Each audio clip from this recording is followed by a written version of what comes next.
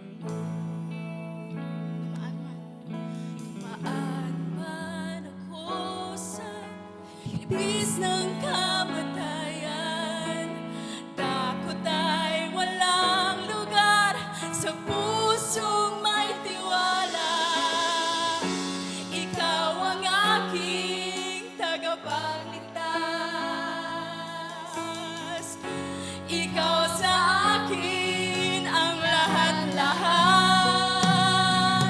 Dumaan man ako sa libis ng kamatayan, takot ay walang lugar sa pusong may tiwala. Ikaw ang aking tagapagligtas, ikaw sa akin ang lahat-lahat. Yahweh, Yahweh, Yahweh, pag-ibig mo'y walang hanggan. Yahweh, Yahweh, Yahweh, sa'yo ako'y mananahan. Yahweh, Yahweh, Yahweh, pag-ibig mo'y walang hanggan. Yahweh, Yahweh, Yahweh, sa'yo ako'y mananahan. Give it praise. Lahat ng papuri, pagsamba.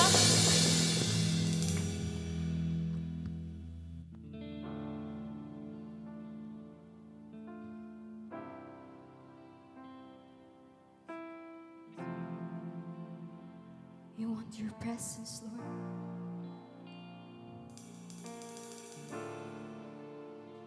We feel your presence is here, oh God, in this place. Thank you, Lord Jesus. We worship you, God.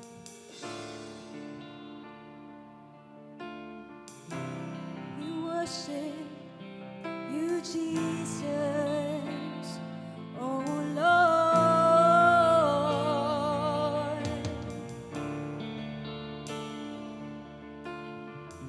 Jesus, our God. We sing, church. I've set my eyes on you. Your love draws me closer and closer. My life I give to you. Your heart is all I'm after. Lord, we have made up our mind. I've made up my mind. Our God, my God, there's no one else I follow. You have made me new, Jesus. It's only you I pursue. Here I am. Here we are, God. Oh Lord, use us. You can have all of me. Before your throne, laying it all at your feet. Your grace has set me free. Oh, so Jesus, have all of me. Yeah. In your presence, I bow. Oh Lord, freedom, and you've broken every chains. Savior, you're my one desire. Here I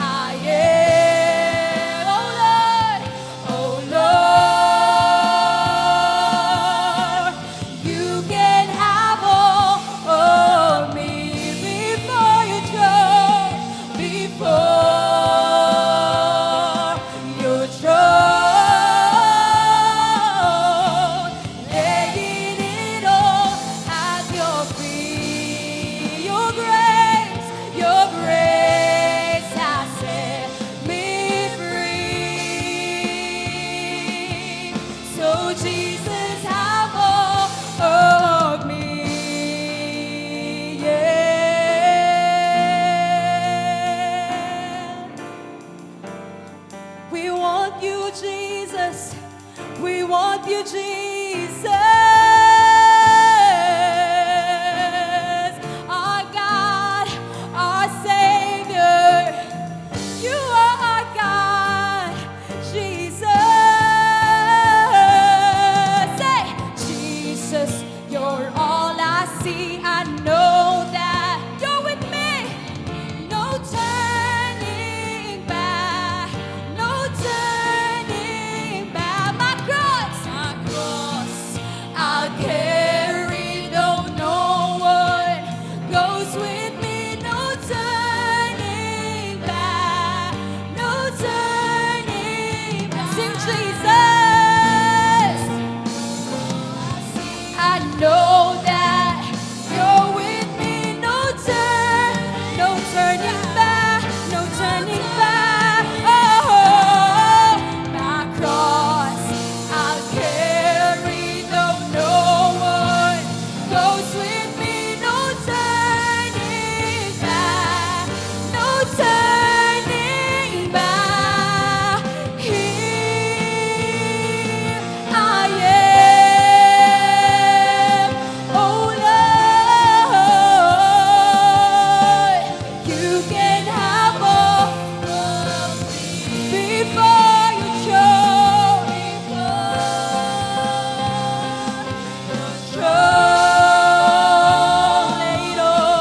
Lay it all at your feet. Your grace has set me free. So Jesus, have all. Oh, say Jesus, Jesus, you're all I see. I know He's with us. No turning back, no turning back. My cross I'll carry, though no one goes with me. No turning back, no turn. We sing Jesus, shout it out.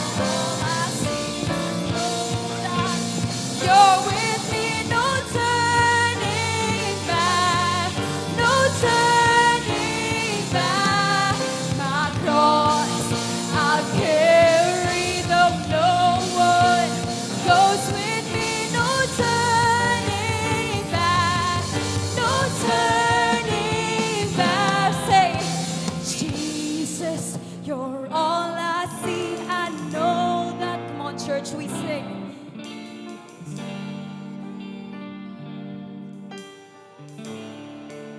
Feel your presence, God. I'll carry, though no one goes with me. No turning back, no turning back. Give Him praise. Thank you, Lord.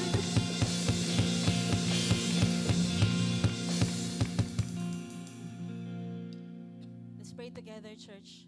Lord, this is the cry of our hearts today, Panginoon, that there is no turning back, Panginoon. We will follow you for the rest of our lives, God. Lord, help each one of us, Panginoon, to fix our eyes on you, Jesus, the author and perfecter of our faith. Thank you, Jesus, for you have paid the price and you paid it in full, Lord. And so today, God, we will live in victory, for victory, Lord. You have given us a new life, God, and that new life we will live for you, O Lord. And so today, God, here we are, Lord. We surrender to you our lives today. We surrender to you all our doubts, all our worries, God, all our limitations, God. And may we see all of you in our lives, Panginoon. That, Lord, in every area of our lives, Lord, Ikaw yung maghari, O God. You reign over our lives, God. Maraming salamat, Panginoon. And today, God, as we hear your word, Lord, prepare each and every heart that is here today, God. Every ears, Lord. Every eyes that we will see, God.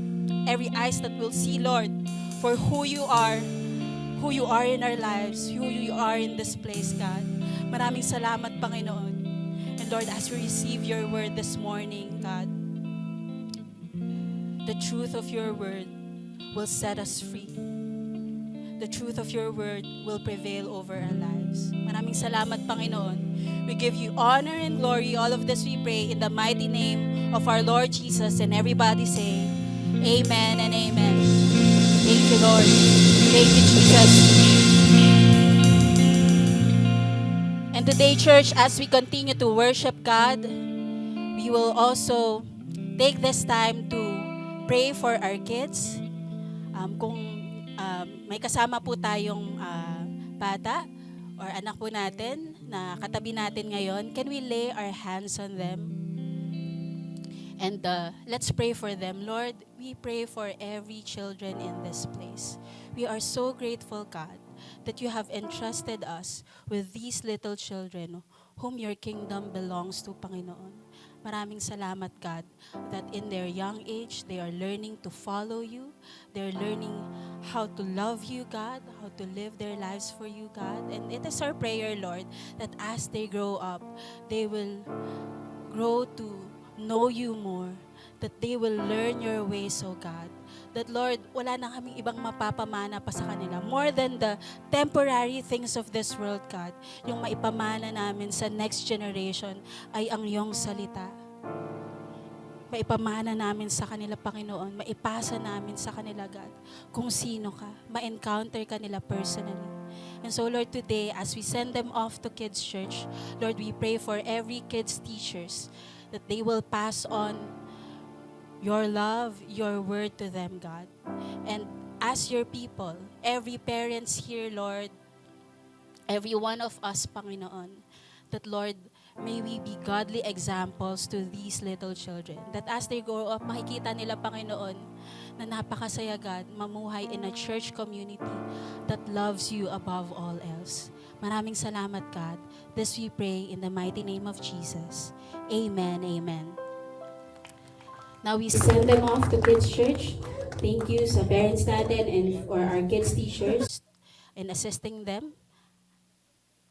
And right now we can take our seats as we have a few announcements. So just yesterday, church, we had our second Life Day of the year. Palakpakan naman natin si Lord. So 23 of our delegates were water baptized yesterday. They publicly declared Jesus as their Lord and Savior. So, nandito ba yung mga delegates natin kahapon sa Life Day? Ayan, can you raise your hands or can you stand up? Tayo tayo, yan. And we're so glad to see na yung church natin is continuously growing, no? Yung bawat isa sa atin, nag-grow tayo in our walk with God. And nakakatuwa lang na makita na yung 23 delegates na yun, no? They're multi-generational, from students to young professionals and even parents. They come to know Jesus and surrender their lives to God. And right now, no, that they are continuously walking with God. And so hindi natatapos doon yung journey nila, because after Life Day, no, meron lang tayong off ng isang linggo, but starting August 8, we will be starting our spiritual foundations training. Ayan. It's important sa atin as followers of Jesus na we know na yung decision natin to follow Jesus, this is not just a one-time event, but this is a continuous walk with God. Every day of our lives na yun, na it is our decision to follow Jesus. And mahalaga na lumalalim tayo sa salita ng Panginoon. And so, we encourage, yan, yung mga delegates natin to continue, yan, yung training natin, for the next 9 weeks, no, na mas ma-establish pa tayo in the Word of God, in our faith with God, and also na malaman natin na mahalaga pala na hindi tayo mag-isa lang in our walk with God, but we are journeying together with the church community. And so, and also for those who have gone through Life Day already, natapos na din tayo ng ating one-to-one discipleship, you are also encouraged to join this spiritual foundations training natin. So, please approach Coach Jo Marie or si Coach IC for further details para makapag-register din kayo and maka-join kayo sa ating Spiritual Foundations training. So once again, magsa-start yan on August 8, Saturday, sa ating Life Nova Center sa May Kaligayahan. Alright? And then, na-mention natin no, na mahalaga yung na nag-grow tayo in our walk with God. If you are here today and you haven't started your journey and you're still, wondering, yan, siguro some of us here na-invite tayo for the first time, or we have been attending church pero hindi pa tayo masyadong nag-grow or hindi pa tayo masyadong immersed in our church community, we welcome you and we encourage you na mag-grow in our walk with God, to know God deeper in our lives. And so we encourage you, if you're a first-timer here or you have been attending, that you can that you can grow in your walk with God. You may approach the person who invited you, or yung mga coaches din natin and life group leaders here, we encourage you to approach somebody who have not yet gone through one-to-one so that we can journey with you in your walk with God. So, meron tayong ginagamit na material which is our one-to-one. This is a personal discipleship guide wherein we will help one another na mas mag-grow tayo sa relationship natin kay God. And other than that, we also have our life groups na wherein it's a community na nag-grow din tayo together. And so if you're not yet part of a life group, once again, we encourage you na maging part ng isang life group. Kung ikaw ay isang young professional, you can join a life group for our young pros. Sa students din natin, may mga life group din for our students, and also for our couples and for our parents. In every walk of life, meron tayong life groups for that, so that we may also address yung ano din ninyo, kumbaga yung every season ng life natin, makita natin that God is really good and faithful to each and every one of us. And so with that, church, we also encourage yung mga young professionals natin, because after this 10 a.m. service, magla-lunch lang tayo saglit, and then we will be having our gathering for our singles and young professionals called Thank God It's Sunday. Ayan, so mamayang 2 p.m. yan. So we will open our doors 1:30.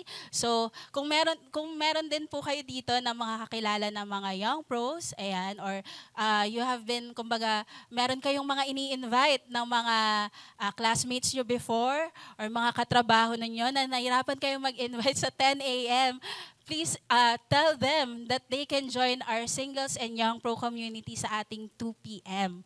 Yan. So eventually, yung gathering natin na to, by the grace of God, na maging seed community ito for our service. Ayan. So, who among you here, na ginogrow ni Lord yung church community natin? Na patuloy na mag-spread yung word of God, hindi lang in our own families, but also in our workplaces and in our communities. And so with that, church, invite natin ang bawat isa na magsitayo. Ayan, and let's pray together. Hanap tayo ng prayer partner natin. For our coaches, life group leaders, approach natin yung mga hindi pa masyadong sanay mag-pray. Ayan, turuan natin sila mag-pray. Ayan, and let's pray together for these things. Pag-pray natin yung ating spiritual foundations, pag-pray din natin yung ongoing discipleship for those na mag-one-to-one, nag-start na, ongoing na. Huwag kayong titigil doon. Ayan, sa ating life groups, and also for our Thank God It's Sunday.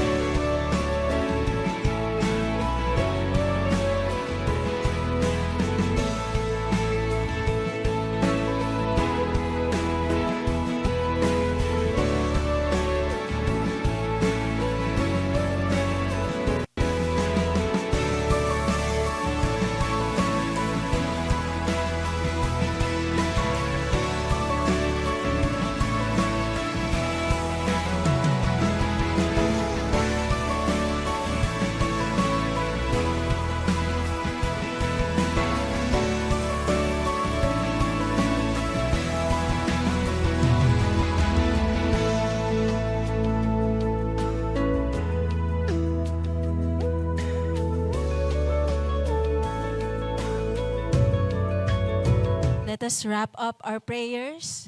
Lord, we lift up to you every prayers uttered in this place, God. Salamat, Lord, for continuously growing our church, God. Not just in numbers, but in our faith with you, in your word, God, na mas lumalalim kami, Panginoon, na yung every decisions that we are making, God, hindi lang, Lord, kami nagre-rely on our own strength, but we rely on you. So, Lord Jesus, continue to send your church as a salt and light, God, in our workplaces, in our campuses, in our communities. And Lord, continue to Lord, may we continue, Lord, to encounter you, and may we continue to grow in our faith with you, Lord. Maraming salamat, God, na Lord, you are sending us out to be your mission force, God, to the field, Lord, where you are sending us. Maraming salamat, God. This we pray in Jesus' name. Amen and amen. Thank you, everyone, and we may now all be seated as we continue to worship God through sacrificial giving. Good. Thank you so much, Coach Sam. Ayan, na-enjoy po ba natin yung worship natin with God kanina, no? And today, as we continue worshiping God through sacrificial giving, and yun, by the way, I'm Anne, one of the campus missionaries here and serving in Life Novaliches. And right now, na mag-worship naman tayo ngayon sa Panginoon through sa pagbibigay o pagbabilik ng ating ikapo sa ating Panginoon. And basahin natin from 1 Peter chapter 4, verse 10. Ayan, one verse. If you have Bibles with you, you can open it para sabay-sabay nating mabasa yung Word ni God. Ayan. So, yon, basahin po natin verse 10. As each has received a gift from God, a gift, use it to serve one another as good stewards of God's varied grace. So, ito pong verse na binasa natin, this is the letter of Apostle Peter, o si Pedro. Ito po ay sinulat niya sa mga Christians o mga member na po ng church o naniniwala na sa Panginoon. Yung nakakaranas po ng suffering, ng hardships, ng persecution. And who among us here, na-experience po ba natin yon, no? While following kay Lord, na-experience din natin yung struggles, yung hardships in life. And this time, si Peter, encourage niya yung mga believers o yung mga naniniwala na sa Panginoon to really na wag sumuko.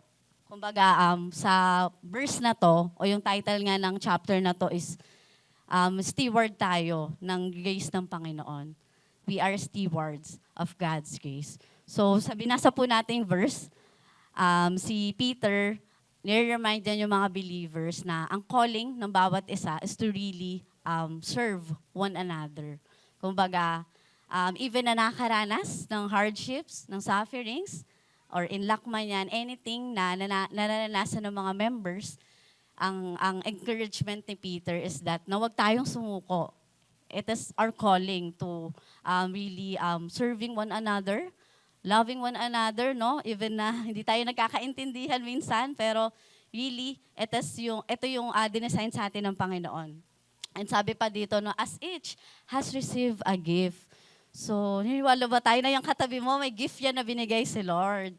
Pero this time, specifically, ang binabanggit dito ni Peter is spiritual gift. So, I believe, no, hindi lang naman yung talents na meron tayo, skills, pero ito, spiritual gift na pinagkaloob ng Panginoon na gagamitin natin to serve one another. And as a good steward, hindi lang to something na, ano ba yung gift sa akin ni Lord? Ay, kailangan pangalagaan ko. Pero ito yung steward na hindi pala sa atin. Or ultimately, pinagkaloob lang daw sa atin ng Panginoon. Kumbaga, ini-steward lang natin. So, ibig sabihin, anything daw na meron tayo, even spiritual gift, it comes from God. Kumbaga, na-receive lang natin ito sa Panginoon, pinagkaloob sa atin ng Panginoon. So that, ang prayer natin is ma-steward natin ng maayos yung pinagkaloob sa atin ng Panginoon. And even our finances, na ma-serve natin, ma-use natin to glorify God, to preaching the gospel, no, na maabot yung mga taong hindi pa nakarinig ng salita ng Panginoon. And today, as we give, ang prayer natin and hope is that na whatever the resources that we have, steward natin to and use it to glorify God. And with that, meron po tayong mga ushers na mag-assist sa atin sa ating pagbibigay. Meron din po tayong mga envelopes sa inyong mga upuan where you can write your names and your prayer request. And of course, meron din po tayong offering box sa likod. Kung matatagalan pa ang inyong pagsusulat, yan pwede din po natin ihulog later after ng service. And lastly, ang ating online giving. Yan, meron po tayong GCash, Maya, and BDO account sa mga magbibigay naman po online. And with that po, pag-pray natin to, Lord, salamat po sa araw na ito. Thank you, Lord, for giving us, Panginoon, a privilege, God, na ipagkatiwala, Panginoon, yung mga bagay, Lord, na hindi namin deserve.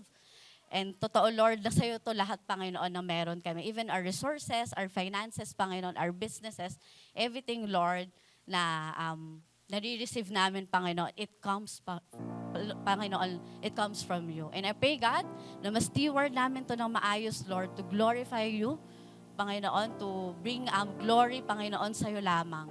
Hindi sa kahit sino, Lord, but, Lord, kinol mo din kami, Panginoon, to really serve for one another. Thank you, God. May you, Lord, bless, Panginoon, the people, Lord, na magbibigay today, Panginoon, that it is an act of worship, God. Thank you, Lord. In Jesus' name we pray. Amen and amen. And with that, no, let's continue worship God. Let's all stand.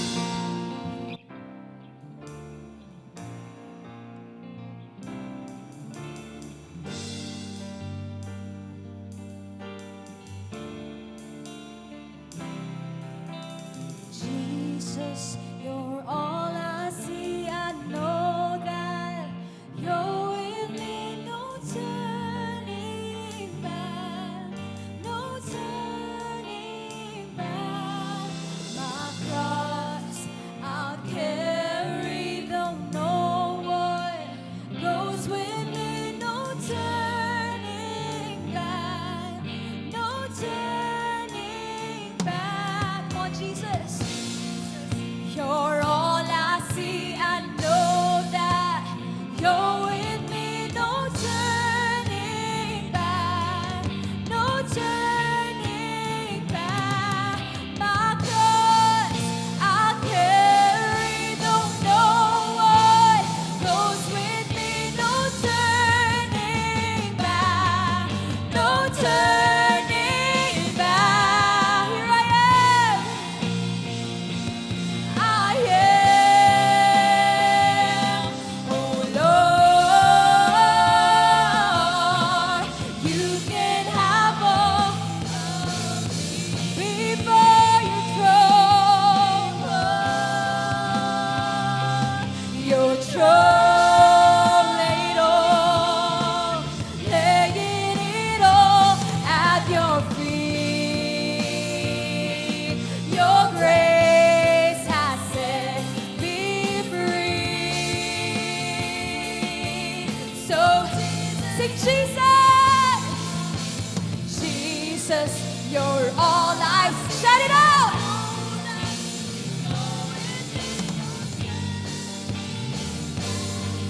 No turning back.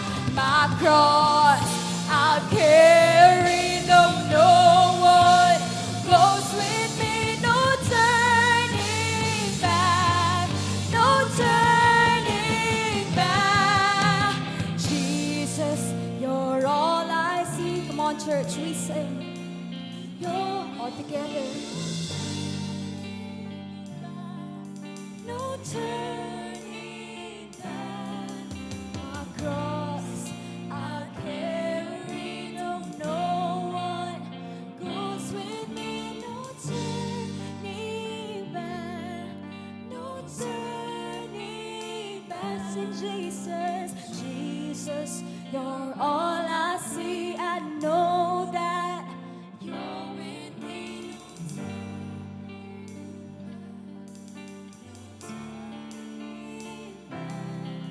My cross I'll carry, though no one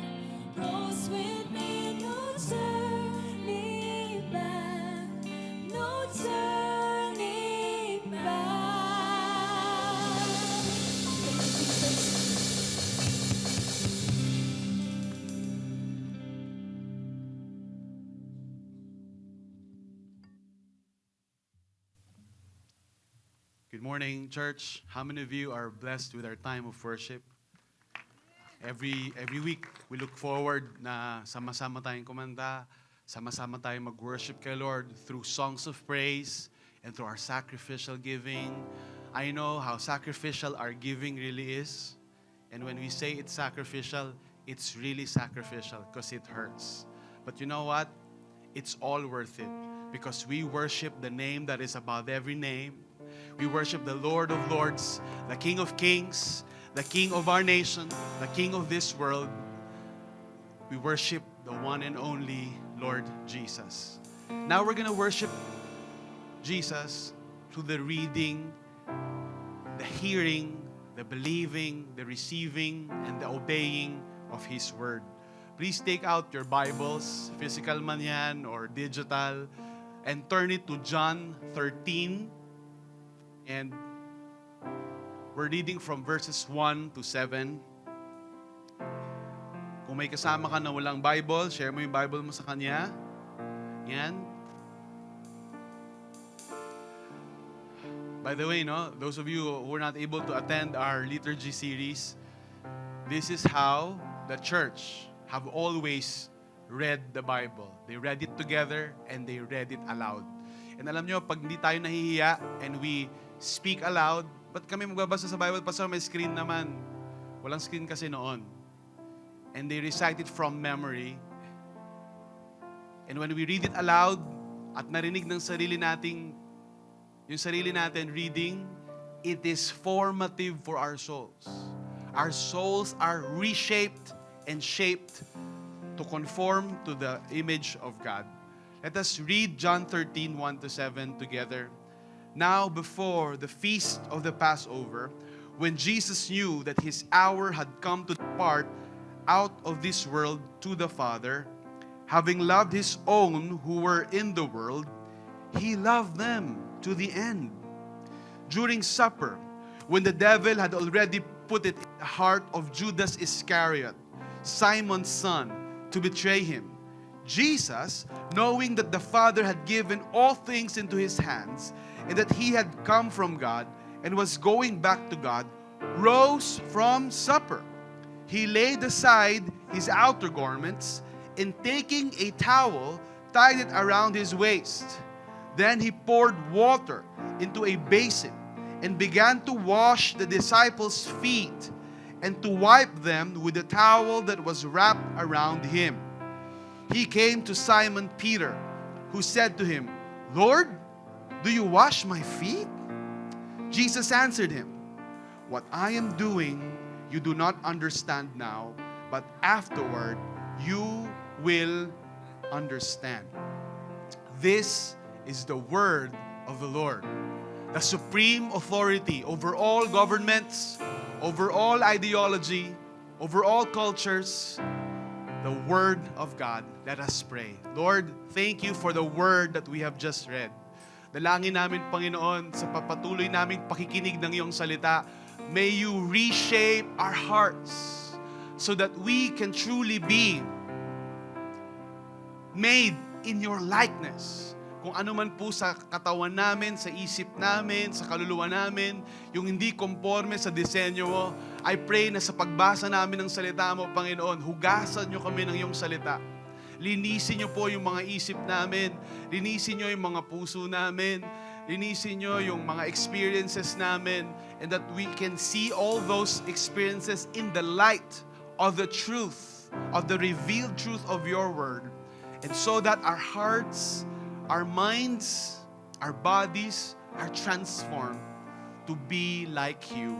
Help us to love like you and to lead like you. And dito sa Life Nova, Lord, pag sinasabi namin na we exist to love God, to love people, and make disciples, dalangin namin, Lord, na hindi lang ito maging lip service. Hindi ito maging magandang quotes lang na sabihin.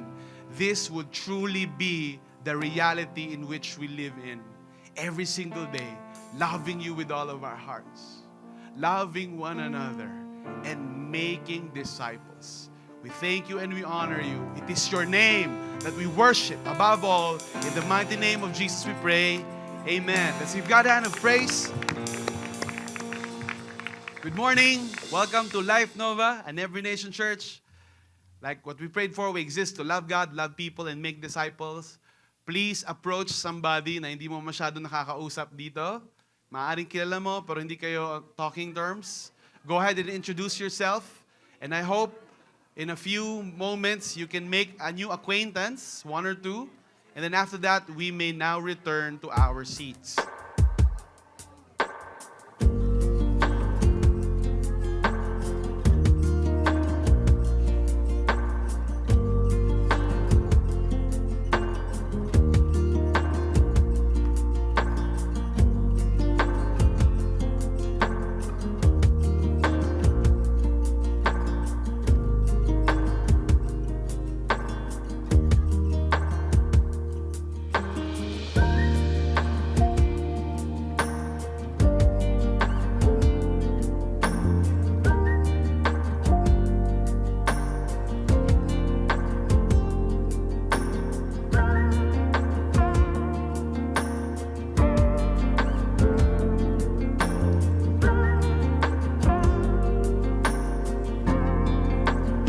Okay, magandang umaga sa inyo. Good morning. Good morning sa inyo. Yan, and welcome dito sa Life Nova. Those of you who are coming here for the first time, you're very welcome. Paano po yung mga hindi first time, hindi na po kami welcome? Hindi. Of course you're welcome. You're supposed to be the ones welcoming those who are first-timers. That's what we mean, okay? So ilan po sa inyo dito kayo for the first time? Can you just give a wave? Yan, ayan, mga medyo shy type, yan. Oh, please consider it in your heart if you want to make this your home church. Please connect with us afterward. We are on the second part of our series, and we're going through this series, dalawang linggo, and this is the second part and the last one. Next week, we're going to start a brand new series. But even before we do that, let me just remind you why we're having this campus series. Alam po ninyo, itong campus series na to, meron tayo nito every year. And kadalasan, ang nagpipreach ito yung mga campus missionary natin. Dito ba yung mga campus missionary natin? So if you are a campus missionary, syempre kasama dyan si Sam, campus director natin, pwede ba kayong tumayo to be recognized? Can you stand to be recognized? Mga campus missionary. Yan. Oh. Okay, that's Mary Ann right there. Aiseline. Where's Sam? So is Sarah May. Ayun, right there, naglalakad. Oo. And Teresa. And there will be 2 more, right? By next year. Oh. Palakpakan natin, appreciate natin yung mga campus missionary natin. It's not easy being a campus missionary. We want to honor you, those of you who have left your jobs, your professions, and took on a new profession of making disciples of students. We want to honor you today. This series is not just for you, but as a reminder na kahit hindi campus missionary lahat, we are with you, campus missionaries, in the stewardship of the campuses that God has entrusted to Life Nova. And nabanggit ko, usually campus missionary nagpipreach nito, but I preached these 2 weeks as a gesture also, and a reminder that I am more than a pastor, first and foremost, a campus missionary. And alam niyo po, back in the day, nung di pa ako pastor, right after graduation, I took the nursing boards. After passing the nursing boards, I went straight into campus ministry. Hindi na ako nakapag-practice ng profession ko. And God called me into this calling, and I can say from experience, hindi talaga ito madali. But ito yung calling na when you walk through, you will see the seeds and the fruits of your labor for a lifetime. And it's definitely worth it. So, and I said that not to talk about our calling and not to recruit you guys to become campus missionaries. Because again, it's a calling. Pero I want to let you know na hindi lang yung mga pastor at campus missionaries natin yung may calling to do campus ministry. Actually, yung buong Every Nation family, tayo sa buong Life Church, may calling tayo kay God na makibahagi. Ano man yung season ng buhay natin, young ones or young ones? Naalala niyo yan? Young ones? Ilan sa'yo mga young ones, mga bata pa? Oh, and sa inyo, young ones, you were young once upon a time. So whether we're young ones or young ones, we're called by God together to steward the campuses. The campuses is where the next generation leaders are. And at the same time, the campuses are one of the most neglected part of our society. Kadalasan, pag nag-iingay ang mga estudyante, nag-uwelga or pinapahayag ang kanilang mga saloobin, minsan hindi pinapansin kahit ng pamahalaan. Hindi naman natin nilalahat. Kadalasan. We're saying, generally speaking, neglected and ignored kasi kadalasan sinasabi, mga bata pa yan kasi nag-aaral pa, hindi pa nila alam yung mundo. Pero tayo, as a church that values campus ministry, we believe in leading last. Lead last. Ibig sabihin, naniniwala tayo sa kakaibang klase ng leadership. May katabi ka ba na mukhang leader? Oo, yung tipong pag umorder siya, lahat ng nasa likod niya, parang yun na rin yung orderin. Oo, gagayahin. Umorder lang siya sa Jollibee, no? Lahat na, yun na in-order. O kasi leader na leader. May katabi ka ba, may leader energy? Naks, yun talaga. O, palakpakan naman natin. Let's give a clap. O, sa mga may leader energy dyan. Oh, but we're talking about a different kind of leadership energy. And we're calling this lead last. And ito yung countercultural, upside down, downside up leadership ni Jesus na dapat nating gayahin dahil minodel niya ito at maganda rin talaga para sa lipunan natin dahil ito yung kailangan ng mundo natin ngayon. So hindi to yung pangkaraniwang leadership na alam natin at nakagisnan natin. This is not your ordinary kind of leadership. It is a leadership that puts oneself at the last. We call this lead last. So grabe sa Life Nova, no? Mahilig tayo sa least, mahilig tayo sa last, and sa lost. And hopefully we don't remain lost. So we're found. Yay! Thank you guys. Katulad kahapon, ng Life Day po tayo, 23 people rose out of the waters of water baptism. Palakpakan natin si Lord. Alam nyo, grabe. Mula umaga kami doon sa Barangay Kaligayahan Center. I wish I could show you the pictures. Yeah, we're having some technical difficulties. But nevertheless, kwento ko na lang. Binabaptize isa-isa sa kanila. And a lot of them were students. And grabe pag sabi namin sa kanila, ayun, dito ba kayo? Ayun. Oo, sige. Hi. Si DK ba yan? Oo. Sinasabi ko na, kaya maingay. Oo. Yan. So, sabi namin, 2-minute testimony lang. Grabe, tigsa 7 minutes sila. Inabot kami ng gabi. Kasi hindi nila mapigilan yung sarili nila to talk about how Jesus changed their lives, how they encountered the love of God. It's amazing what God is doing in our church. And by the way, pangalawang live day na natin to. We're gonna have another one in October. So if you miss this live day, wag mo nang i-miss out yung October kasi next year na yung susunod na live day. And grabe, we were very encouraged kahit matagal na kami sa faith, makita yung mga estudyanteng to, and not just students, from all walks of life, mothers, fathers, young professionals.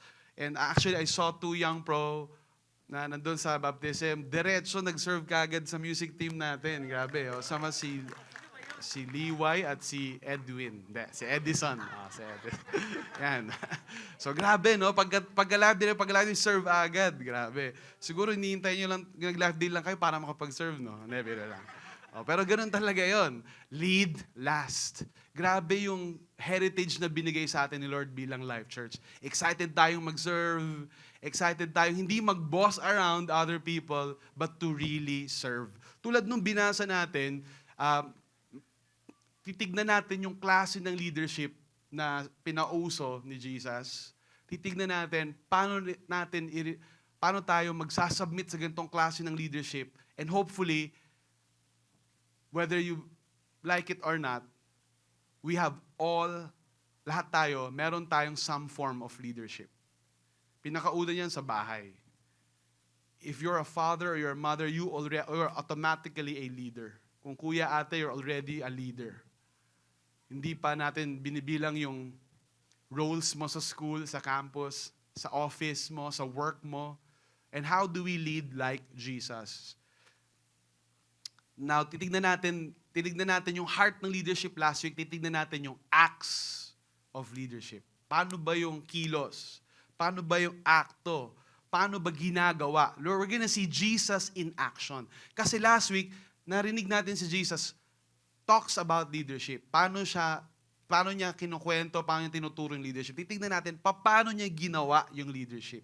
In John 13:1, dun sa binasa natin, now before the feast of the Passover, thank you, tag team! Yay! Yan, appreciate nyo yung tag team natin. Yan. Now, before the feast of the Passover, when Jesus knew that his hour had come to depart out of this world to the Father, having loved his own who were in the world, he loved them to the end. Grabe, no? Nakita nyo isang sentence lang yan, ilang beses nabanggit yung love. Dami. And sometimes John is referred to as the love apostle. He told the story of Jesus in the lens of the motivation behind what everything Jesus did, which is love. Ngayon, dito, Last Supper na nila. And alam natin, because most of us know, if not all of us, na nung nag-Last Supper si Jesus, dun na siya inaresto after, nung madaling araw after nun. So last niya na ito, kaya nga Last Supper eh. Lead last? Ito ba yun? Ayan. So ito na yung Last Supper niya bago siya ipako sa krus. Alam niya na malapit na siyang mamatay at bumalik sa kanang trono ng Ama sa langit. At sa lahat ng taon na ginugol niya sa mundo, minahal niya yung mga disciple niya. He truly loved them. Kaya ang ganda sa nakalagay doon, he loved them to the end. Hanggang sa dulo ng buhay niya, ng mortal niyang buhay bago siya na-resurrect ulit, minahal niya sila. At kahit sa huling yugto, bago siya patayin, mahal niya pa rin sila. Mamaya makikita natin kung gaano katindi yung love ni Jesus. Kasi yung leadership na pinag-uusapan natin, imposible itong magawa kung hindi to motivated ng love. Kasi sa love to nang gagaling eh. Yung ganitong klase ng leadership, yung lead last, hindi mo to kaya. Hindi natin to kaya kung di natin kaya yung love ni Jesus. Kasi nagmumula muna yon sa love eh. Kaya niya kayang mag-lead ng ganito. In verse 2, during supper, when the devil had already put in the heart of Judas Iscariot, Simon's son, to betray him, Jesus, knowing that the Father had given all things into his hands, and that he had come from God and was going back to God, rose from supper. So, tingnan niyo yung context ng pagkukwento ni John. Tatraydo rin siya. Alam ni Jesus na tatraydo rin siya. Ilan po sa inyo dito na traidor na kayo, na betray na kayo? How many of you know, pag na-betray, the closer the person is, the more painful the betrayal. Alam mo yon, dati magkasama kayo nag-cheer dun sa basketball team na yon. Dumalaw yung kalaban ng basketball team. Bigla siya naging fan nun. Ang sakit nun, di ba? Buti kung basketball team lang yung pinag-uusapan. Hindi pa masyadong malalim. But when you talk about friendships, you talk about marriages, you talk about relationships, covenant relationships, mas masakit yung betrayal. Gaano kaya kasakit kay Jesus yon? That, ang tawag niya nga kay Judas having loved his own. Minahal siya ni Lord as his own. Kahit nag-traidor siya, minahal siya ng Panginoon. Ay makikita natin kung ano yung extent ng pagmamahal ng Diyos, kahit pa kay Judas na nag-traidor sa kanya. Verse 4, he rose from supper. So, ang culture nila noon, naka-recline kasi sila. Naka-recline sila pag kumakain. So, yung left arm nila nakasupport sa head nila, tas nakahiga sila, and then yung isang kamay lang nila yung kumakain ng, hindi sila nakaupo sa lamesa. Sorry, Leonardo da Vinci. But hindi hindi sila ganun kumain. So, kaya yung may mga Last Supper paintings, cute din naman. Yeah, just keep it. Cultural artifact. But hindi yun very accurate because they were reclining. Kaya ang ginawa ni Jesus, tumayo na siya. Ba't kaya siya tumayo? Tumayo siya at tinanggal niya yung kanyang balabal, outer garments, and taking a towel, tied it around his waist. Kumuha siya ng tuwalya at tinali niya ngayon sa baywang niya. In verse 5, he poured water into a basin and began to wash the disciples' feet and to wipe them with the towel that was wrapped around him. I want you to use your imagination. This is first century Jerusalem. Walang superhighways. Wala pang universal access to clean water. At higit sa lahat, hindi pa maganda masyado yung hygiene sa mundo. So, imagine niyo naglalakad kayo, may mga tae ng pusa, tae ng aso, and part ng hospitality ng bawat bahay, kung hospitable ka, sa mga Pilipino, kung hospitable ka, aloking kakain po, di ba? Kahit ayaw ka naman talaga pakainin. Di ba? Pag kumain ka, yari ka na, biro lang. Sa Love Church, hindi tayo ganon. Pag kumain tayo, okay lang. No? But generally, culturally speaking, pag nilo ka ng kain po, hindi ibig sabihin na kumain ka talaga. So, you know, ibig sabihin nun, I care about you kung kumain ka na ba, pero wag mong ubusin to. That's really what Filipinos are saying. Except when you're from Life Nova. Ang sinasabi mo, sige, ubusin nyo itong lahat to kasi alam ko yung bituhan nyo. Kaya nyo itong ubusin to lahat. Oh. Iniready ko na talaga to for you. And so, part ng hospitality ng mga Pinoy mag-offer pag may bisita. Sa Hudyo, kasama dun sa hospitality na kailangan may foot washer. Kasi ando dumi nga ng paa eh. Sobrang dumi ng paa nun. Wala pa kasing mga Nike, Adidas, wala pang mga covering ng paa nun. So, sobrang dumi ng paa, pinakamarami. Kaya nga, kung maayos-ayos kang guest, meron kang i-hire, Nax. Kung host pala, hindi guest. Yung host, mag-hire ng foot washer. Pagpasok ng bisita, luluhod yung foot washer, may towel sa waist niya, at hugasan yung paa ng bisita.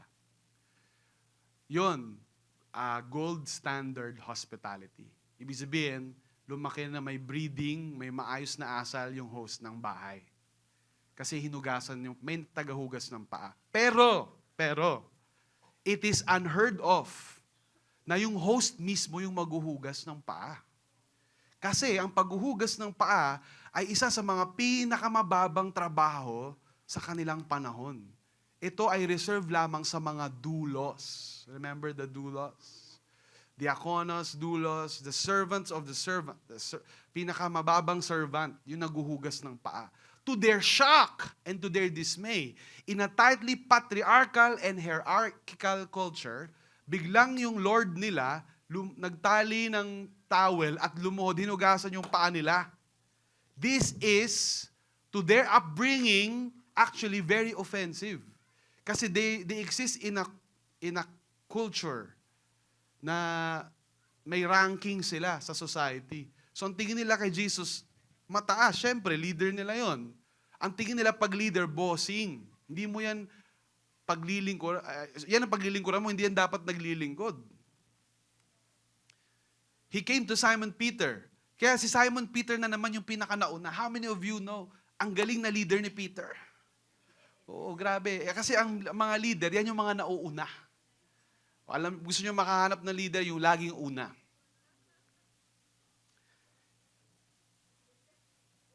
Kaya lang, minsan, una siya sa mali. Like most leaders. Di ba? Sabi niya, Lord, do you wash my feet? Oh, so, vinoise out niya, yung iniisip lang ng mga disciples, kayo maghugas ang paa namin? Grabe. This is unheard of. Bababa ka sa level na yan. Ikaw yung Lord namin. Nag-uunahan pa naman kami umupo sa kanan mo at kaliwa mo. Uupo kami sa kanan at kaliwa ng tagahugas ng paa. What that makes us? Kanang kamay at kaliwang kamay ng tagahugas ng paa? Huwag mong ibaba yung sarili mo kasi bababa din kami. Kami pa naman yung favorite mo. Kami pa naman yung uupo sa kaharian ng Israel. Pag naupo ka na. Tapos, luluhod ka dyan, maghugas ka ng paa namin. And Jesus answered him, what I am doing, you do not understand now. But afterward, you will understand. itong ginagawa ko ngayon, hinuhugasan ko yung mga paa ninyo. Kasi ang forma niya, nakaupo sila kumakain, nakahiga sila, umupo na sila, si Lord lumuhod, hinugasan yung paa nila.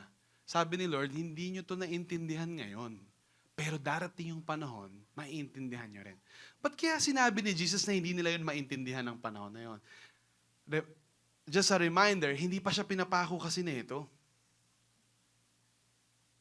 Hindi pa nila talaga maintindihan. Ibig sabihin, kailangan maipako muna siya sa krus, mamatay, pahirapan, bago maintindihan ng mga disciples yung paghuhugas ng paa. May kinalaman pala sa krus yung paghuhugas ng paa niya. At yung klase ng leadership na gustong i-model ni Jesus. And Peter said, "You shall never wash my feet." Alam mo yon, yung naka-record ka sa Bible, tapos mali yung mga mo, ikaw yung nauna sa mali. Now, Peter said, "You shall never wash my feet." Never. Hindi nyo po hugasan yung paa ko. Ako maghuhugas ng paa nyo. Ba't kayong maghuhugas ng paa ko? And sabi ni Jesus, "If I do not wash you, you have no share with me." Kung di mo hayaan na hugasan kita, hugasan ko yung paa mo, wala tayo, hindi tayo magkaano-ano. Wala tayong relationship. Kung gaano kabilis nag-no si Peter, ganon din siya kabilis bumawi. Sabi ni Peter, Simon said to him, "Lord, not my feet only, but also my hands and my head." Aba, nagpaligo na. Gusto niya paliguan na siya. Nung nalaman niya na, wala pala kami relationship. Hindi, Lord, meron. Gusto niyo, hugasan niyo na po lahat, pati ulo ko. Nakatuwa talaga si Peter. And makikita niyo rin na si Peter is just a representative of the 12. Na lahat sila, hindi nila pa nagigets yung tinuturo ni Jesus. And makikita niyo rin dito yung grabe yung love ni Jesus. Grabe yung love ni Jesus sa mga disciples na ang slow.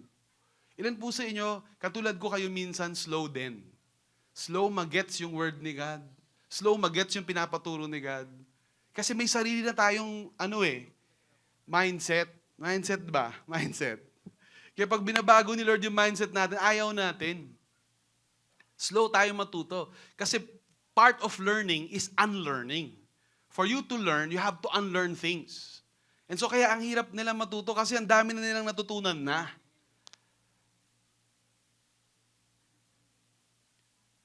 Pero may kita nyo rin dito na kahit mabagal si Peter, loyal naman siya. His loyalty was there and he was saying, "Sige Lord, paliguan niyo na po ako." In verse 10, Jesus said to him, "The one who has bathed does not need to wash except for his feet, but is completely clean. And you are clean, but not every one of you." Now, Jesus begins to talk literally and then shifts to figuratively. Now, He's talking about salvation. Kung hindi nyo hahayaan na mamatay ako sa krus at yung dugo ko hugasan kayo ng inyong kasalanan, hindi kayo maliligtas, you have no part in me. Nilinis ko na kayong lahat because of your faith in me, except one of you. May isa sa inyo na hindi. For he knew who was to betray him. Alam niya. Imagine mo yon, alam niya na tatraidorin siya ni Judas at hinugasan pa rin niya ng paa. Kung alam niyo tatraidorin kayo ng kaibigan niyo, in advance, ano kayang mga preemptive strikes yung gagawin natin to protect ourselves? But you know what Jesus did? Lead last. He humbled himself in service, even for someone who was going to betray him. Not all of you are clean. When he had washed their feet and put on his outer garments. So ngayon, after niyang ginawa yon, niresume niya na. Nagdamit siya ulit ng outer garment, umupo siya ulit. Tinanong niya sila, "Do you understand what I have done to you?" Naintindihan niyo ba? Like a patient teacher. Ilan po sa inyo na-appreciate niyo yung life group leader ninyo? Na patient na nagpapaliwanag ng word ni God. Kahit minsan, mahirap maging patient sa atin. Diba? And Jesus was the model of the best, the ultimate life group leader. He was asking them, "Do you understand what I've done to you? You call me teacher and Lord. And you are right, for so I am." So ano yung sinasabi ni Jesus? Titles yan. Position of titles and honor. Tawag niyo sa akin, Lord, Kurios. Tawag niyo sa akin, Teacher. Tama kayo. Yun nga ako. If I then, nakita nyo, ang galing ni Jesus, no? Ginamit, dito nyo lang makikita si Lord na gumamit ng title. Kasi ang magagaling na leader, bihira gumamit ng title yan. Pag gumamit ka na ng title, hindi mo ba alam? Ako ang presidente dito. Oh, so yun na yung according to some leadership experts, that is the lowest form of leadership. To lead through titles. Kasi para sabihin mo yun, ibig sabihin hindi ka sinusunod. Pero dito makikita nyo, gumamit din si Lord nun, pero hindi niya yun ginamit to compel obedience. Dito natin makikita na hindi naman tayo nagde-deny kapag may leadership position tayo. Ay, hindi ako president, hindi. Si Lord lang yun. Ano si Lord? Ikaw yung president. Huwag mo i-deny yun. O, pag may leadership tayo, manager ka, TL ka, hindi ako yung TL si Lord. Hindi si Lord yung TL, ikaw yun. O, huwag mo i-deny yung leadership position. Pero paano ba gamitin yan? Oh, tingnan nyo, ginamit na ni Lord yung title card niya. If I then, your Lord and teacher, have washed your feet, you also ought to wash one another's feet. Yung pala yun. Yung pala ang gamit ng title. Leadership by example. Kasi ang mundo, nag-e-expect yan, pag leader ka, siga ka, bossing ka, mataas ka, hindi ka malapitan. Pero kapag Kristiyano ka, you subvert that expectation. You turn it over into its own head. Baligtarin mo siya. Kung ako na leader ninyo, naglingkod, sana maglingkod rin kayo. For I have given you an example that you also should do just as I have done to you. And I want to make a case before you today na sobrang importante na sundin natin itong example na to. If we are to continually steward the campuses in Novaliches, in Bulacan, in Caloocan, the campuses that have been entrusted to us in Quezon City around us, we have to lead like Jesus and lead last. Sabihin mo sa atin mo, lead last. So ang tawag sa klase ng leadership na yan, may tawag dyan. It's called cruciform leadership. Cruciform leadership. Pag sinabing cruciform, the shape of a cross. The shape of a cross, cruciform. Anong klaseng leadership yung meron si Jesus? It is what you call a cruciform kind of leadership. It is a leadership that willingly embraces self-emptying humility and sacrificial service. Willingly, tinan nyo yung willing, hindi siya pinilit, nag-volunteer si Jesus, and embrace niya ito, love niya to. At mahal niya rin yung mga pinaglingkuran niya. Mahal niya kahit hindi siya minahal. Self-emptying. Hindi para, kasi may mga gumagaya kay Jesus. Jesus then, cross then, pero para sumikat. Para lumaki yung platform. Para dumami yung likers, dumami yung views. And we live in an age of influencing, where every influence translates into monetary gain. So it is beneficial to influence kasi kikita ka ron eh. And in this culture that we live in, maraming gumagaya kay Jesus, but not out of a heart to serve, but to advance their own personal agenda. And so, it is also timely, as we steward the campuses around us, binigyan tayo ni Lord ng grace at privilege na mag-disciple sa napakaraming campuses around us, na ituro natin to sa next generation leaders. And the best way to teach this is by to live it by example. Kasi, lalo na yung mga kabataan ngayon, alam nila pag lip service lang yan. Pag salita-salita lang. They know it if you truly live out what you say. And for a generation to be lost to God, kung gusto nating walain to at mapunta sila sa kung ano-anong worldly system, ang dali-dali lang nang gagawin natin. Huwag nating i-practice yung pinipreach natin. Let's be hypocrites. Let us not love like Jesus. Let us not serve like Jesus. Baka i-cut mo yun, ha? Hindi yun ang tinuturo ko. May if yun. Baka nakatulog ka, tapos pag-isip mo, let us not love like Jesus. Hindi, kung gusto nating mawala yung next generation, syempre ayaw natin, right? Gusto natin silang mapunta kay Lord. So, the opposite is true. Kung gusto nating ma-win yung next generation and continue to have an impact sa bansa natin and to marami tayong reklamo eh. Marami tayong reklamo sa Pilipinas.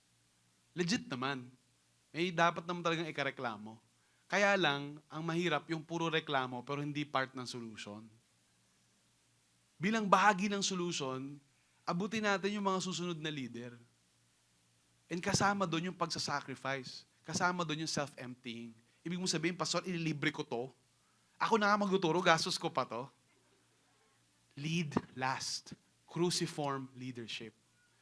You know why they listen to Jesus? Alam nila na mahal sila ni Jesus eh. Alam nila that Jesus would lay down His life for them. And for us to truly make disciples, mahirap mag-disciple ah. Mahirap mag-life group. Mahirap mag-one-to-one. It takes time. It takes money. It takes patience. At higit sa lahat, it takes the whole person. Buti kung manonood lang ng YouTube yan, masisave na. Hindi kasi ganun ang design ng Diyos eh, na masave ang tao. Ginagamit ni Lord, tao rin. Tao rin na mag-share ng testimony niya, mag-share ng buhay niya, ipapakita sa mga tao kung paano ginawa ni Jesus. Doon lang mawiwin yung mga lost eh. Hindi yan sa YouTube. Huwag na tayo mag-church, mag-YouTube na lang tayo, mag-record na lang si pastor, ganun din naman yun. Pero much of what we do as a church, hindi natin ginagawa on a Sunday service. Importante itong Sunday service, ha? Look around you. Sabi mo sa katabi mo, you're important. Sabi mo sa likod mo, this is important. Yeah, but we're not just a church when we're here. The challenge to leadership and leading last is when we go outside and we're sent. Di ba, kaya si Pastor John, si Sam, minsan, now you're sent. Pagtapos na yung service, now you're sent. Pinababalik na tayo sa komunidad natin, sa workplace natin, sa campus. Andun yung challenge ng pagiging church. Paano tayo magli-lead pagbalik natin? Paano makikita ng mga classmates mo na may kaibahan maging Christian? Sabi ng kaso, invite ka sa amin. Ganun din naman, pareho lang tayo. Mas malakas ka pa nga eh. Mas malakas ka pa sa mali. Diba? We have to lead by example and lead like Jesus. Sa mga campus missionary natin, we honor you kasi sinasabuhay nyo talaga to eh. Grabe yung mga pastor natin. And by the way, no, yung mga pastor natin, hindi naging pastor yan out of ambition. Nagsimula yan campus missionary. Nagmi-meet ng mga estudyante, hindi pinapansin, tinatakasan. Diba? Nilibre niya na lahat, tapos biglang nawala. And okay lang yun. Kasi cruciform eh, sacrifice eh. The students have to know that's the only agenda. No other agenda, only one. Jesus, period. Si Jesus lang. Makilala nila. Gayahin din nila. For the good of others, hindi for the good of oneself. Hindi para sa ikabubuti natin, ikakabango ng pangalan natin, hindi sa ikakapogi points natin. But for the good of others, ang iniisip mo, pag nagdi-disciple ka, ano ikakabuti ng taong to? Paano kaya palalakihin yung grupo ko para mukha ang dami namin? Hindi ganun. That's vanity. Paano kaya to para ako yung maging bida? That's demonic. That's self-serving. Iba yung cruciform leadership. Kasi ang iniisip mo, kapakanan ng iba at kapakanan ni God, the glory of God. And eto yung matindi dyan. Pag ganito tayo mamuhay, isipin nyo on all levels yan. Isipin mo, nagtatrabaho ka, nagtatithe ka pa. Generous ka pa. Ang laki nun, sacrificial yun. Self-emptying yun eh. Self-emptying. Ito nga yung paradox eh. The Bible is inviting us to a paradox. Sabihin nyo nga paradox. Para siyang contradictory at first, pag napakinggan mo. Pero pag nasa buhay mo na, it sets you free. The paradox is you have to give, you have to be empty so that you can be full. And yung tao na ayaw niya magbigay Ayaw niya magbigay ng pera niya, ayaw magbigay ng sarili niya, ayaw magbigay ng pasensya niya. Kinulong lang niya yung sarili niya sa comforts ng gusto niya. Siya yung taong nawalan. That's the paradox. Hindi niya he does not live life to the full. And the paradox is the one who has given out the most, who sacrificed the most, is the one who lived his life to the full. Our society is disintegrating because we have a culture that worships the self. Self. Self. Nakapasok na sa church yan. Minsan may mga church tuturo, love yourself first before you can love others. Learn to love yourself. Sabi ni Whitney Houston.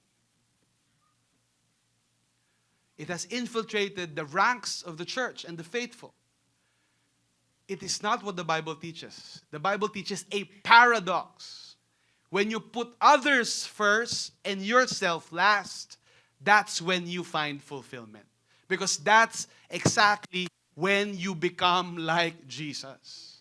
And so, pag may live group ka, binibisita mo, one-to-one mo, tanong, ano ba napapala mo dito, pastor? Bakit ba? Bakit nyo ba ako pinupuntahan? I get to live like Jesus. I get to love like Jesus. And to lead like Jesus. So if you don't lead last, you're also last in experiencing the kind of life that God intended for us.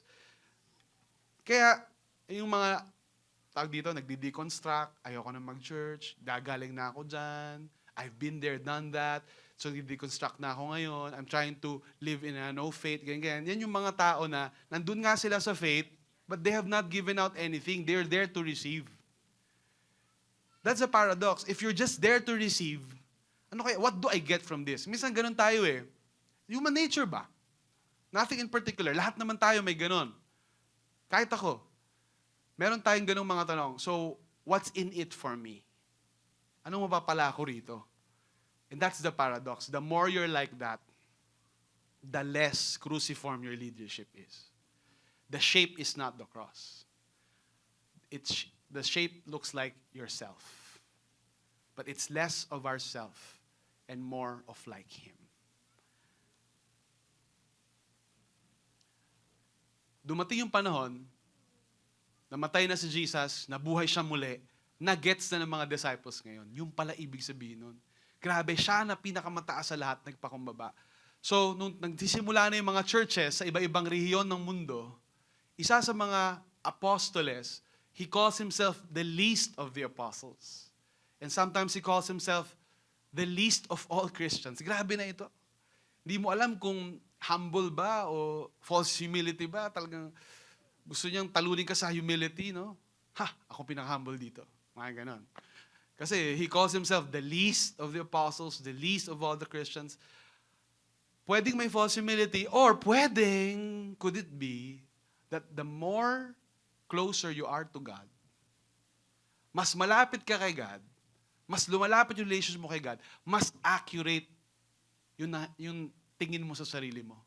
That we truly are the least. Kasi kapag pag ganito ka pa, deserve lang ako ni Lord mahalin, no? Kamahal-mahal kaya ako. Saan pa makakita si Lord ng disciple na katulad ko? Dapat lang talaga, isave ako ni Lord. Deserve ko to. Bait-bait ko, ha? Dami ko nang sinacrifice para sa Kanya.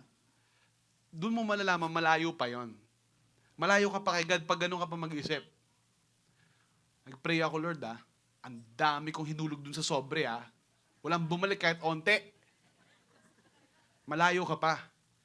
Kasi hindi mo nakikita. Akala mo ganun yun. Ano to, loto? And then babalik. The closer you are to God, actually, ang nangyayari, doon mo nakikita na ang pangit ko pala. Hindi to self-hate, ha? Hindi rin to any psychological disorder. You just get the truth. Hindi pala ako how I imagine myself to be. Hindi pala ako kasing humble ng inaakala ko.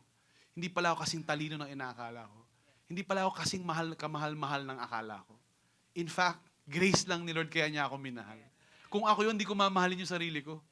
Kaya ako mahal, kaya ako punong-puno, Dahil sa grace ng Diyos, kahit hindi ako deserving, minahal niya ako. Ganun yun. Habang palapit ka ng palapit kay Lord, ganun yung nakikita. So hindi ka nagiging insecure. Iba naman yung insecure. Nagkakaroon ka lang ng accurate understanding ng sarili mo. That's why when Paul calls himself the least, hindi yun inferiority complex. He truly sees himself in the light of the cruciform love of God. And so Paul writes to the Philippians.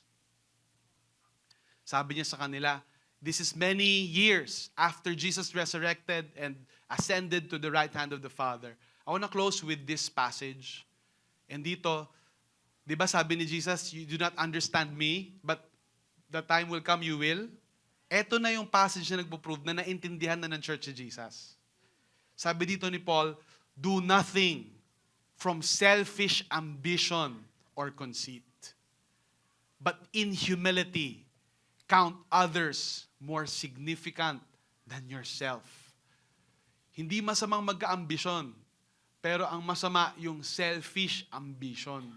Yung ambition na para may mapatunayan ka sa sarili mo. Yung ambition na para lang ma-validate ko yung self ko, maging happy ako. Yun yung sinasabi ni Paul na wag ganon. Kasi actually, the more you're like that, the less happy you become. If you pursue your happiness, you end up in depression. You actually attain happiness by pursuing the happiness of others and pursuing the happiness of God. Because we're created to be relational beings, not to closet ourselves and separate and isolate ourselves from the rest of the world.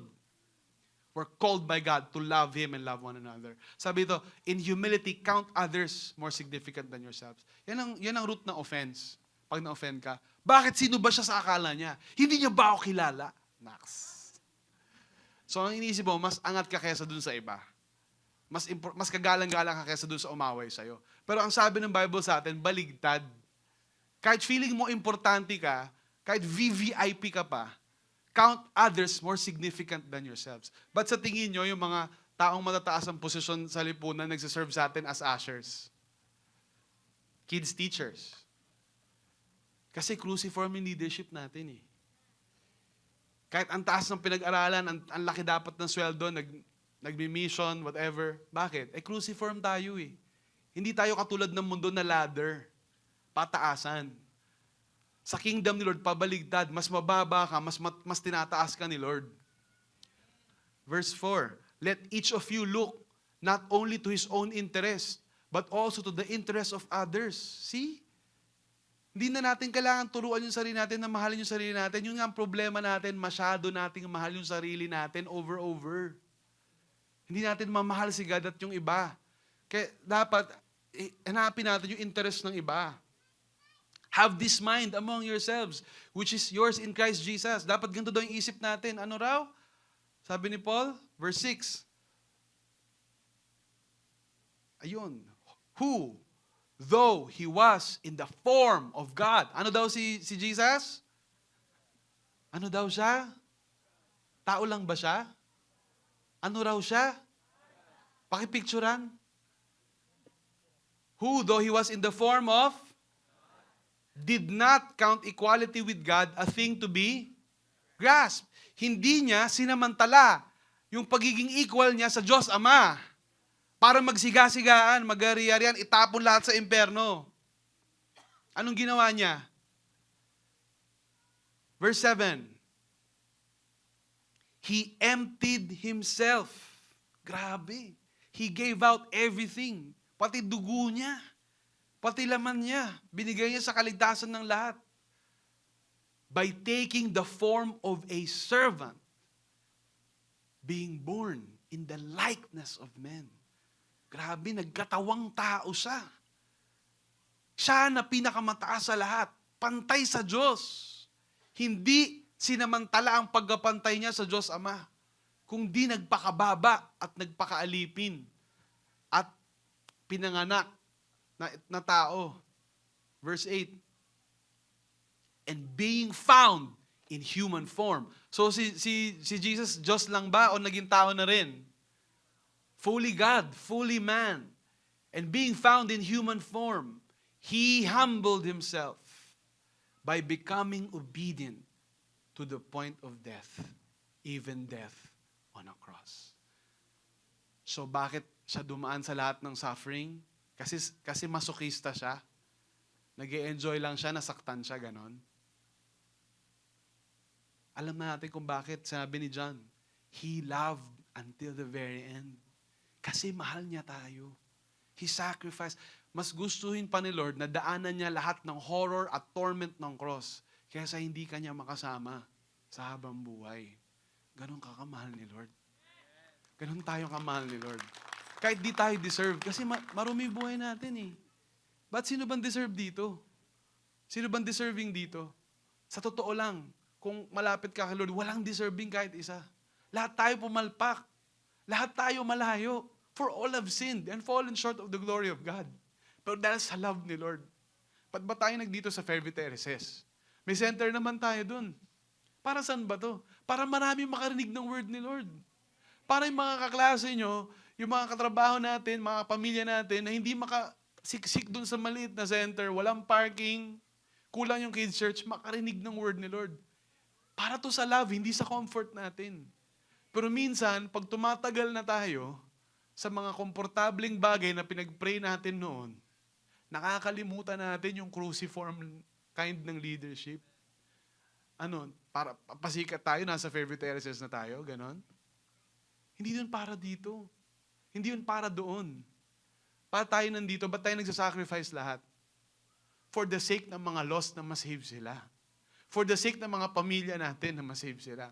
Alam mo, ang saya-saya ko kahapon, nagtuturo si Sam. Sabi ko, grabe yung campus director namin. Ngayon ko lang siya nakitang ganun ka-excited. Kala mo may love life talaga. Oo. Pero alam niyo kung bakit? Nagpipreach siya dun sa live day. Paano ba naman yung nanay niya nasa live day? Praise be to God. Wala nang pinakamatamis dun. Nanay mo, pamilya mo, makita mo, makalapit kay Lord. Diba? Ang tagal-tagal naglilingkod niya ni Sam sa atin. And si Sam, campus director natin yan, naglilid yan ng campus mission na, hindi lang naman siya naglilingkod, marami sa atin. I'm just using her an example. Pero grabe yung ligaya niya kagabi. Totoong naging maligaya na siya sa barangay Kaligayahan. Na makita yung nanay niya na baptize. And ito ba yung mami niya? Ito ba si Tita Alicia? Ayun. Tita Alicia, no? Proud, grabe, proud na proud talaga si Tita tumayo pa, no? Yan, alam nyo, proud po kami sa inyo, nakapagpalaki kayo ng anak na naglilingkod kay Lord. Oh, and hindi madali ang sakripisyo ni Sam, marami iyak yan. Kasi maganda trabaho niyan eh. Okay yan eh, okay naman yung career niya eh. Nasa ladder yan ng success. But she has to go down. Like most of us, a cruciform kind of love. Huwag natin masyadong ibida si Sam kasi baka maipako eh. Wag na mo. Kumbaga, lahat naman tayo dapat ganon. So hindi naman, wala natin sinasabing special siya sa lahat. No? Sinasabi natin, dapat ganon din tayo lahat, katulad din ni Jesus. Pero tandaan nyo, ang pagpapaka-cruciform, ang pag-humble, hindi siya nanatiling mababa ka. Pag nilagay mo yung sarili mo sa last, at least, hindi ka nanatili doon. Binibless ka ni Lord. Kaya sabi dito, verse 10, therefore, God has highly exalted Him. Alam nyo ba in Greek, that's a hyperbole. Super highly exalted. Kumbaga sa high blood, tumaas ang high blood. Parang ganon. Highly exalt na highly pa. Grabe, tinaas-taas talaga siya ng Diyos Ama. And bestowed on Him, binigay sa Kanya, the name that is above every name. And every tongue confess that Jesus Christ is Lord, to the glory of God the Father. Cruciform leadership only comes from the cruciform love of Christ. If we are called to lead last and to be the kind of leaders this nation needs. How many of you want to see this nation na may mga leader na hindi makasarili? Yes. Hindi pinapakinabangan yung iba, kundi inaala yung sarili para mapakinabangan ng iba. Yes. Hindi para pakinabangan yung taong bayan. Di ba? Parang naging normal na lang sa atin yon. Ang korupsyon, parang naging normal na lang sa atin. Hindi na natin na-imagine yung Pilipinas na walang korupsyon. But let me tell you, because Jesus is Lord over the Philippines, He can raise leaders that have cruciform lives, cruciform love and cruciform leadership. And where are they right now? They are at the campuses na hindi natin masyadong napapansin. They're at the campuses na walang masyadong nag-expect great things can come from them. But let me tell you this, every world-shaking movement started at the fringes. Nagsimula sa mga lugar that no one expected this. Maybe the next president of the Philippines will come from Life Novaliches. The next mayor, the next senator. In a place where no one expect. Parang si Jesus. Kaya nga sabi sa kanya, can anything good come out of Nazareth? Sorry, Nazareth, no? But, may mabuti bang lalabas sa Nazareth? Parang yun ang, siguro parang tondo ng, if the comparison is right, or bagong silang face, I forgot. Oh, what face? Oh, hindi naman yung buong bagong silang, di ba? Oh, kasi yung bagong silang, maboborn again. Bagong silang, right? Oh, so, I pray that we have the cruciform kind of love, so that we can lead in a cruciform way. This world needs leaders like Jesus. This world needs leaders who love like Jesus and to lead like Jesus. Let's all stand and pray. Panginoon, hubugin niyo po yung mga puso namin. Hubugin niyo po yung mga isip namin. Gamitin niyo po kami, Panginoon, na expression ng love mo sa mundong to. Minsan, pag nagsasabi kami sa mga kamag-anak namin, sa friends namin, attend ka ng live church, ang saya ron. Walang naniniwala. And minsan nalulungkot kami, hindi na kami nag-i-invite, hindi na kami nag-i-evangelize, hindi na kami nag-live group. Kasi wala namang ding effect. Pero Lord, thank you na binibigyan nyo kami ng perseverance.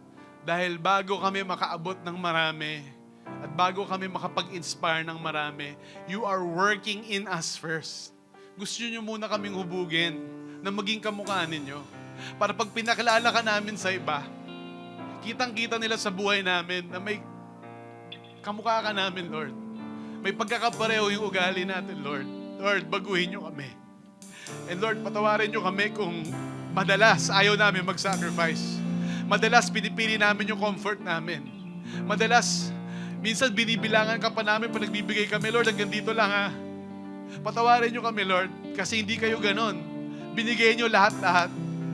Even many times, para kami naging si Judas. Kami yung umalis. Kami yung nagtraidor. Pero never mo kaming pinabayaan. Never mo kaming iniwan. So Lord, lumalapit kami sa iyo ngayon. Baguhin nyo po kami as one church, as one family, as one community. Turuan nyo kami ng cruciform love. Hayaan nyo na magkaroon kami ng cruciform kind of leadership. And Lord, minsan iniisip namin, anong mabibigay namin? Eh walang-wala nga kami. Help us see and understand na hindi kami walang-wala. Na because we have you, Lord, we have everything we need. You have already provided everything that we need. And so, Lord, I pray that the Jesus in us will be made manifest. That we will be more Christ-like, and that people will start to follow you because they saw you in our lives. Baguhin niyo muna kami, Lord. Kami muna. Yung masasamang ugali namin, yung karamutan namin, yung selfishan namin, yung magagaspang na ugali namin, yung pagiging magagalitin namin, yung pagiging akala mo ang tatalino namin. Baguhin niyo kami, Lord.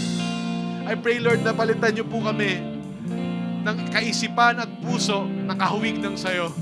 Para yung mga tao, Lord, hindi kami maging hadlang para makalapit sila sayo, kundi maging tulay kami para mas marami pang tao yung makakilala sayo. Ito po ang aming samot-dalangin sa pangalan ni Jesus. Amen. Let's give God a hand of praise. Let's worship the Lord.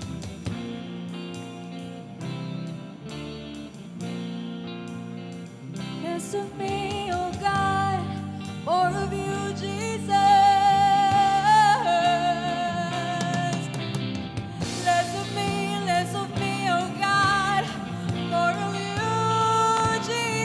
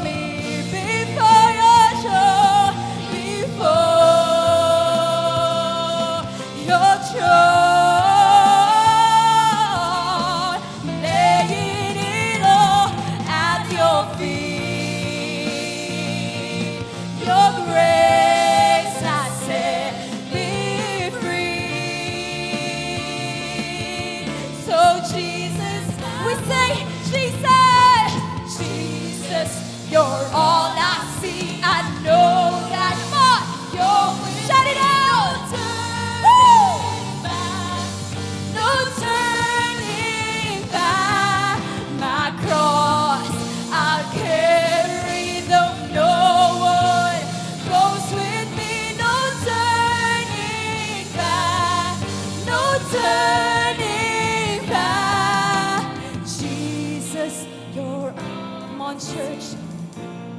This is what we sing. No turning back. No turning back. I carry though no one goes with me. No turning back. No turning back. Come on, give him praise. Thank you, Jesus.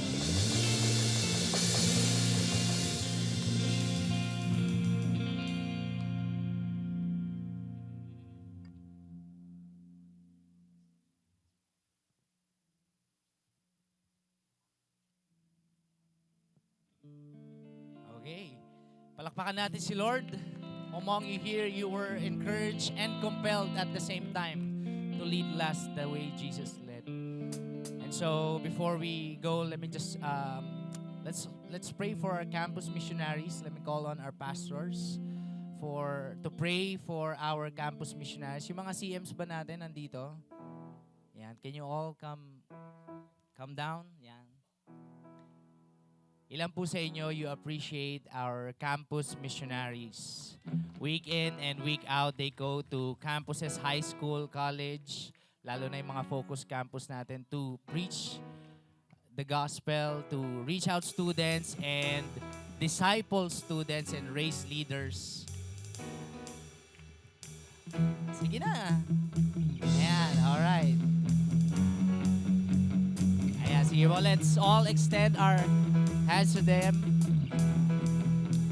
Let me just pray a prayer of prophecy for everyone. Lord, you said in your word, in the last days you said, you will pour out your spirit on all flesh. Your sons and daughters shall prophesy. Your young man shall see visions. Your old man will dream dreams. Lord, today, pinagpe-pray po namin ang aming mga campus missionaries. Lord, would you, Lord God, restore their strength as they go forth into the missions field, Panginoon. And Lord, would you give them favor in the school admins from this day forward, Panginoon. And Lord, not just that, and even informal gatherings, even, Lord God, yung mga abangers lang na pag-aabang nila sa labas ng mga school to reach for student, to preach the gospel. Lord, give them open doors, opportunities, and Lord, ngayon pa lang, Lord, manguna ka na po sa mga puso ng mga estudyante, including, Lord God, the school personnels, the teachers, the faculty, the guards even, para all access. Thank you, Lord. And Lord, maraming salamat, Lord. Give them also wisdom and discernment as they plan and strategize, Lord God, for the things to come. And Lord, finally provide for them, for all their needs, Lord. You said in your word, if merong mga taong kailangan makarinig ng gospel, paano sila makikinig kung walang magpipreach? At paano sila magpipreach kung walang magsisend sa kanila? Lord, today, as one church gathering, as one spiritual family, we are sending them once more to the mission field or where you have called them. Salamat, Lord. This we pray in Jesus' name. Amen and amen. And also for every one of us here, the Lord may have called us to different calling, pathways, but as the prophecy continues, says here, and I will show wonders in the heavens above and signs on earth below, blood and fire and vapor smoke. The sun shall be turned to darkness, the moon to blood before the day of the Lord comes, the great day and magnificent day, and it shall come to pass. Everyone who calls on the name of the Lord will be saved. Let's go and make disciples. Lord, we thank you for your Spirit is upon us.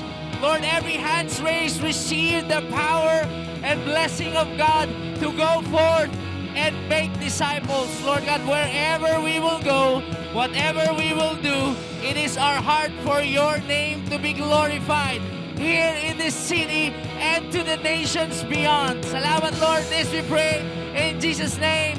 Amen and amen. The The Lord bless you and keep you. Make His face shine upon you.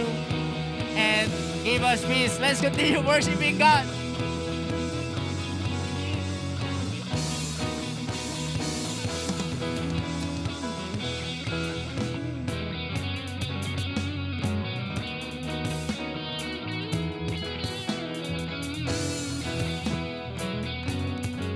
Sing praises. My. Woo! I sing your praises. I scream hallelujah. Found in your freedom. All I need is everything you want. You paid it all for me.